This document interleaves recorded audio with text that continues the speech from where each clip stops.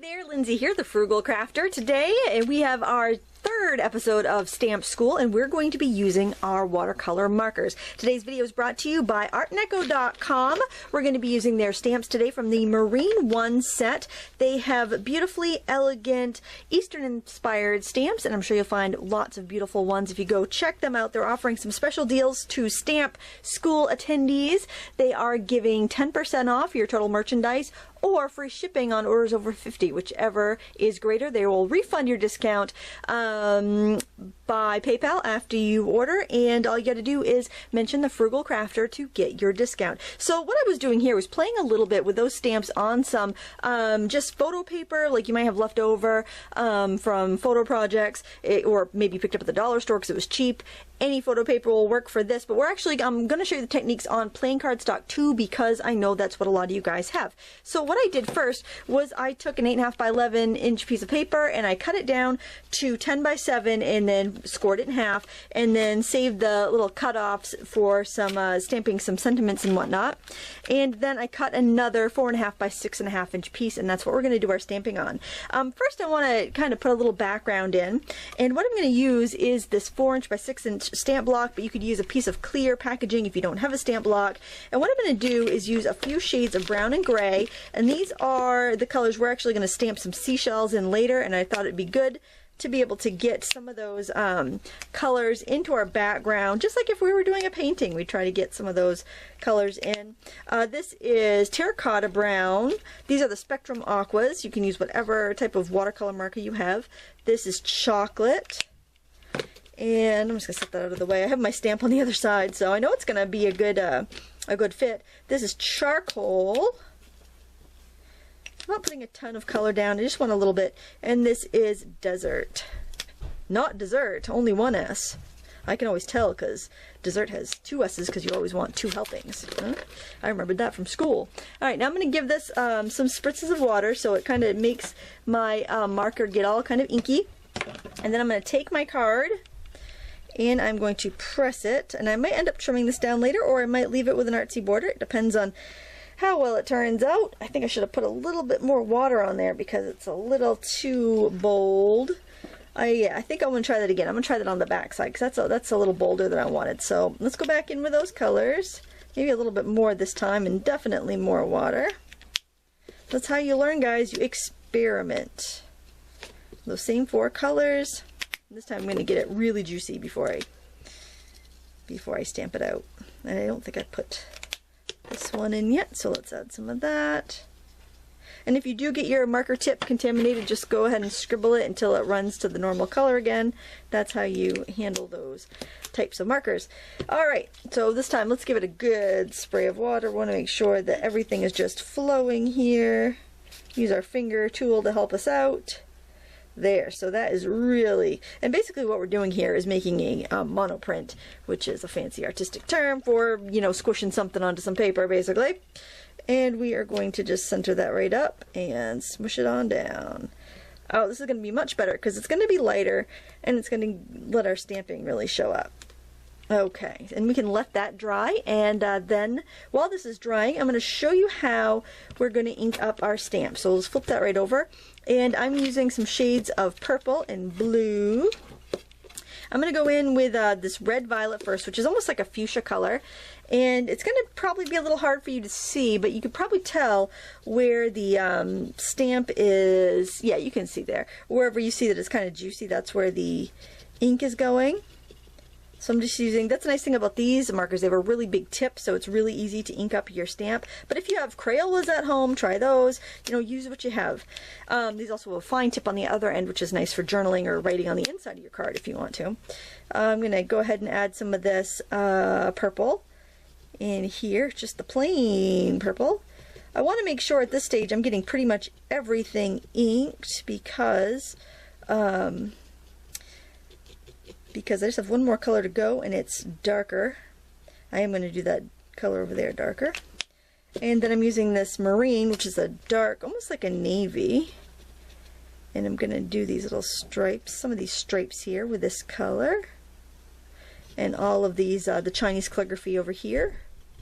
Or Japanese. I guess it's Japanese because the title of this is Japanese jellyfish. Okay, and I just want to make sure that those got inked. Alright, now we're going to go back and check this out, and it still feels a little damp, so I'm going to dry this out with my hairdryer, and we'll be right back.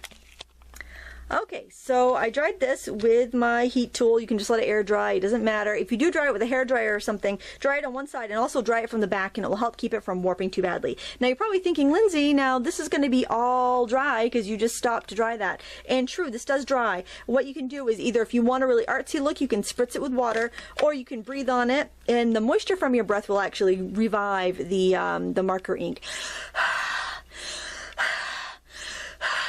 I feel like an obscene phone caller. There we go. I have a lot of hot air. I can reactivate those stamps, no problem.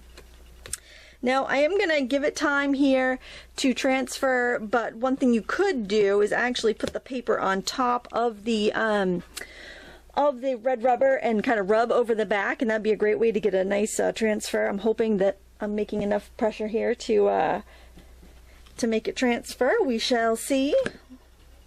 Yeah, not too bad. Now if you get an incomplete image like I got here, something you can do is you can use a wet paintbrush to kind of pull your ink around, and I am going to do that. I actually just have a paintbrush here. I'm going to dip it in my spray bottle because I do not have my painting water ready right now. So I can go right in here and I can drag my color around a little bit. Kind of reactivates those little beads of color and lets them come to life. Here we go. It's subtle. Okay, now let's look at the difference between this and on the glossy photo paper. So this obviously is matte, and this is glossy. So the glossy really kept the crisp color. I actually stamped the jellyfish first in glossy, and then I pressed the inked block over it, and because it's photo paper, it dried instantly, so I was able to retain everything nice and crisp. So this is a little bit more soft and subdued. It's just, you know, the look you're going for, basically. Now I think that I'm going to do a little more stamping around the edge, and this little textured background is included in that Marine 1 set that I was telling you about from our sponsor, Art Neko.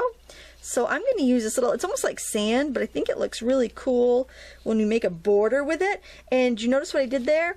I'm actually going to, I stamp it, I ink it, and then I stamp it a few times, so I kind of get this texture and ghost impression.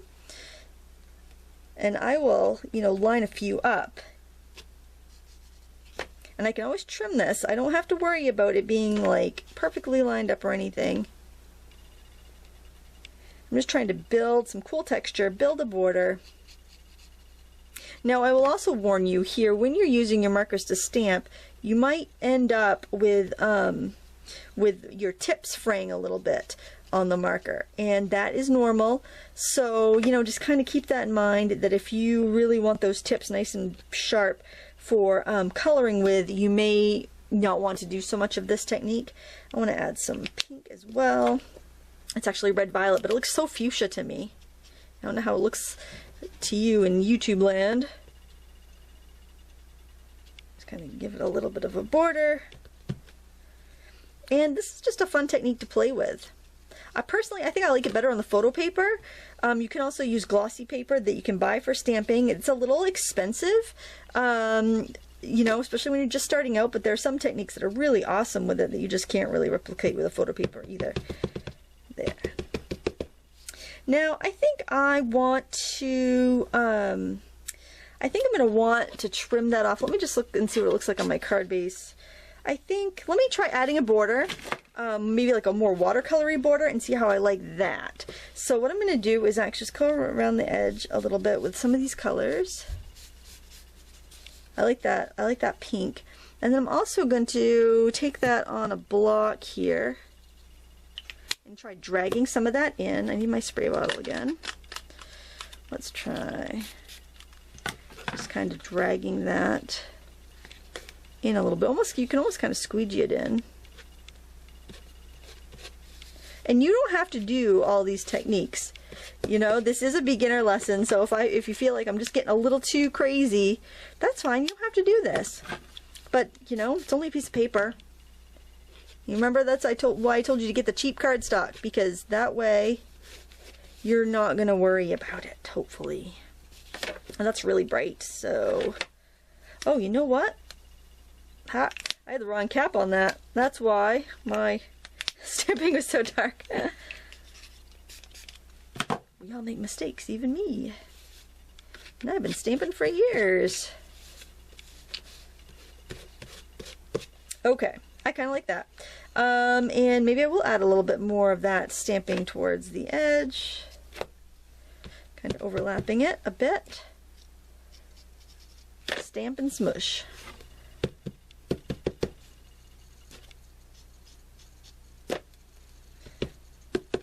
The most important thing is to have fun.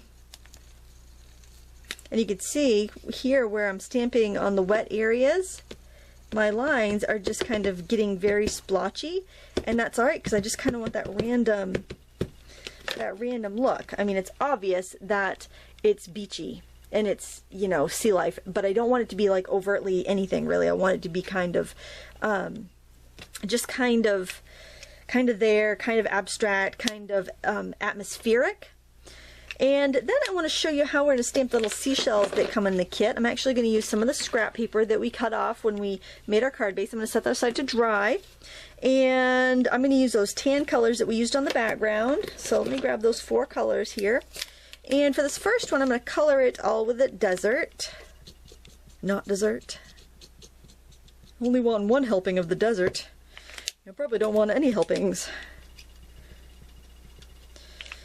Want beachy helpings, right?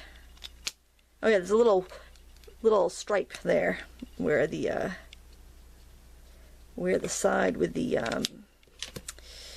brush tip is. So I'm just going to stamp that. See, you just get this really cool, kind of almost like watercolored look when you use the markers. It almost looks like you've painted it on, which is really kind of fun. I mean, you can kind of get that artistic look with, even if you don't know how to draw or you don't want to draw. I'm gonna do the whole thing with the sand and give it some shadows here, kind of where the spirals on the shell would be.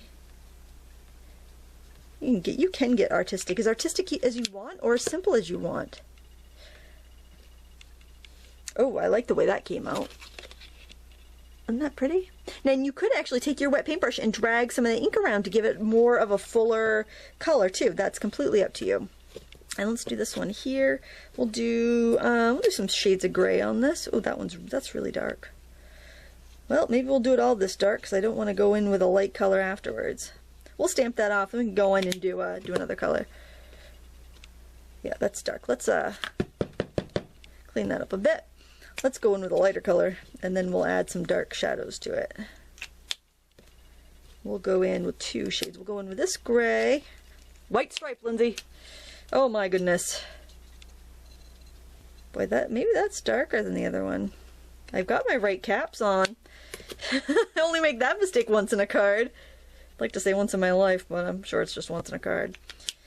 And we'll stamp that. And see, since we're going pretty quickly, we don't need to stop and like breathe on the stamp. See how much nicer that looks with the 3 colors than the 1 color. So, you know, that's an advantage these markers have over ink pads, is that you can really get in there with detail. Now, I've already taken the liberty to cut these out. I stamped them already and cut them out, and I've got them right over here. And let's build a card. So I folded my card to make a 5x7.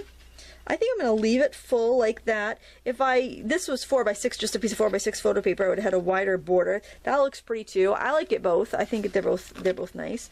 I think that I'm going to do a sentiment. This came with a pretty nice sentiment. Let's stamp that over onto our. That's still wet. I might have to stop it and I might have to stop and dry it, but I'm hoping that it'll just dry on its own while I'm jibber jabbering here.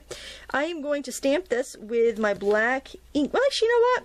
Why don't I just use that nice dark color I was using? Why don't I use that charcoal? Might as well. I mean, I don't need it to be in the archival ink. So you can see, you know, if you didn't invest in ink pads and you have water-based markers, you can do a lot of the same stuff. So let me just stamp that there. Alright, that doesn't look as crisp as I would like. So what I'm going to do is do it again. Let's do it on this scrap here. I think I over-inked. That's the one thing you have to be careful about if you're doing sentiments. with the markers that you don't over ink it. So I'm going to very gently ink it up. Oh, my dog is probably, I bet my husband's home. He probably just heard the car. Oh boy. Alright, I'm just going to gently tap it because obviously those markers are super juicy. And that's not quite enough. Okay, why don't we go to the ink pad? Now we can see the advantage of an ink pad over a marker. Look at that. Teachable moment, people. Teachable moment. I'm all about the teachable moments. We'll go back to that Black Ranger archival that I told you to get for the class, and look at that. So much better. So much nicer. We're just going to cut that with a pair of scissors. Alright, now you could mat and layer all of these items. I don't think I'm going to, just because I like sticking with the white cardstock as much as possible with these classes. I don't want you to feel like you have to go and buy all kinds of stuff just to stamp. I'm going to pause it so I can dry my background, and we'll be back to finish up this card. Okay, I'm going to use my double-sided adhesive. You can use whatever you like for adhesive. Double stick tape works great. And I'm going to attach this to my card base. Just like so. I decided not to trim it down since I brought the color all the way out to the edge and I thought it looked nice. So that's what I'm going to do there. I am going to add my sentiment there. I'm going to use the same double-sided tape. There we go. Stick that right there. I want to leave room though because I had a little ink spot there, so I want to make sure that I can cover it up. Or maybe move it over there. Oh yeah, I could do that. And then if you have foam tape, you can use it because it does add quite a bit to a card without really adding weight or postage, so that's kind of nice. I'm going to stick that right there over my little boo-boo, and I'm going to stick these two little seashells over there with some more foam tape. I always just keep it right in a little dish on my work surface so I can grab it. I actually think I might do one of those pieces, just adhere that down regular so I can overlap them a bit. And then I'll show you again the difference between the glossy cardstock and the glossy photo paper, actually, that's pretty inexpensive that anybody can find. You probably write in your own, home office. And kind of so you could see the difference and see if it's something that you want to try, which I hope you do, because that's how you learn. Even if your results aren't what you hoped, you're still going to learn something from it. So there you have the two combinations. This is the glossy, and this is the matte, just regular old cheap cardstock, and two different looks from the same technique, which I think is kind of fun. I want to thank Art & Echo for sponsoring the video today. Check them out online at www.artandeco.com, and don't forget to mention the Frugal Crafter so you can save 10% on your merchandise order or get free shipping on orders over 50, whichever is greater. They always give you the bigger discount, which is totally awesome, and they're wicked nice people. I want to thank you so much for watching. Please give me a thumbs up and subscribe if you're not already a subscriber, and share it with all of your friends that also want to get into stamping. Thank you so much for watching. Until next time, happy crafting.